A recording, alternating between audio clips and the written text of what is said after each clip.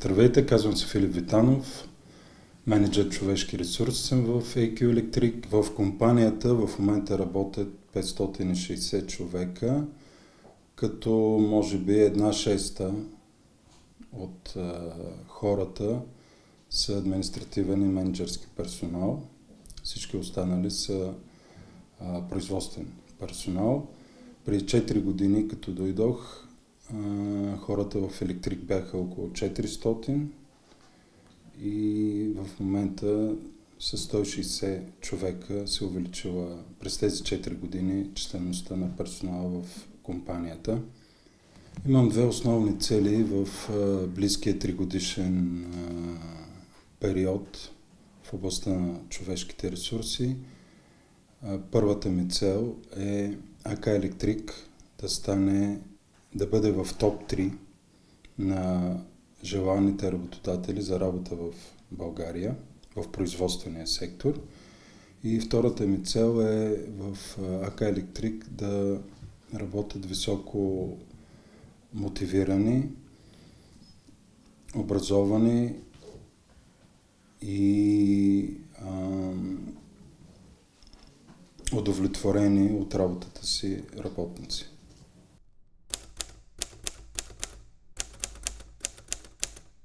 Покана за интервю в нашата компания гарантира на първо място притежаваното от кандидатите висше техническо образование, машинен инженер или електроинженер. А на второ място гаранция за покана за интервю е опит на кандидата в производствено предприятие, сходно на нашето. Аз любими въпроси нямам. За задаване по време на интервю с всеки кандидат подхождам индивидуално. Лично на мен лошо впечатление по време на интервю ми прави поведение, свързано с говорене от страна на кандидата, без да изслушва зададените му въпроси, прекомерното фамилиарничене и преминаването в форма на разговор, която не е учтива, както и стойката на кандидата, която е прекалено отпусната или неангажираща в разговора.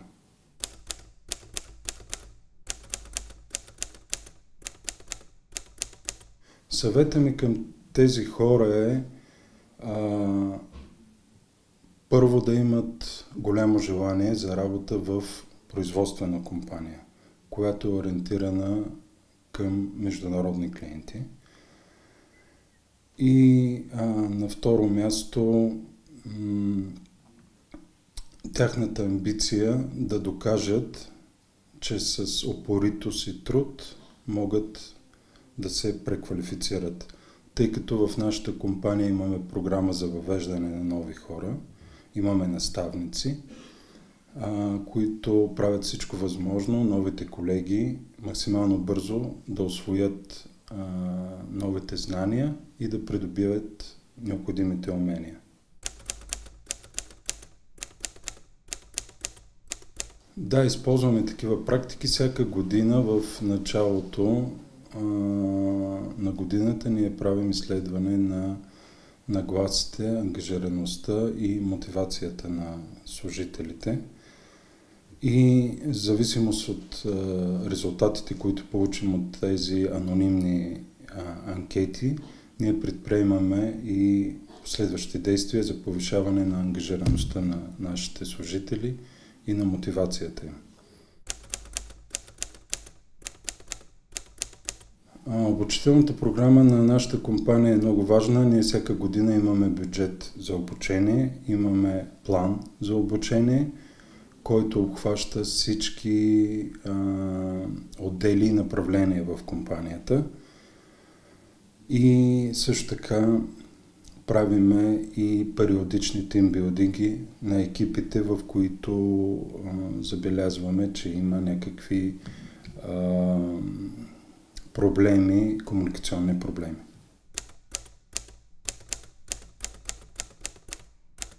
В компанията има доста социални придобивки.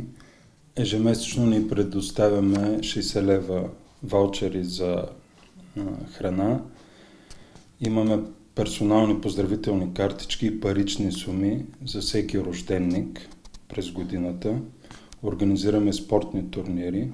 Имаме футболен отбор, имаме отбор по риболов, имат групова застраховка живот на преференциални цени, които фирмата поема. Също така всеки работник може да застрахова членовете на своето семейство, ползвайки преференциалните цени на компанията. Това се оказа един много силен инструмент, за да могат работниците повече да се идентифицират с компанията, тъй като доста работници, които са отлагали операции, т.е. скъпоструващи операции, успяха от началото на годината да си ги направят и са изключително доволни. В тази застраховка влиза и възстановяване на разходи за лекарства, които се правят през годината. Също така закупуване на стъкла за очила. Организираме и екскурзии за победителите в оценяването по ПТС. Това е една система за подредба на работните места. Друга част от нашите социални придобивки са предоставянето на сезонни плодове за работниците и служителите. В момента ще предоставяме череши, например. Организиран транспорт във фирмата няма, но за всички хора, които живеят извън град Радомир и пътуват до завода, се поемат между 50 и 80% от транспортните им разходи с лични автомобили.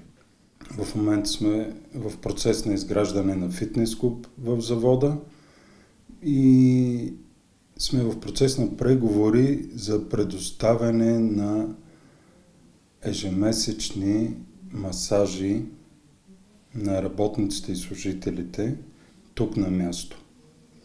Защото доста от хората работят изправени, има статично напрежение и затова решихме, че тези масажи ще бъдат много добър инструмент за тяхното здраве.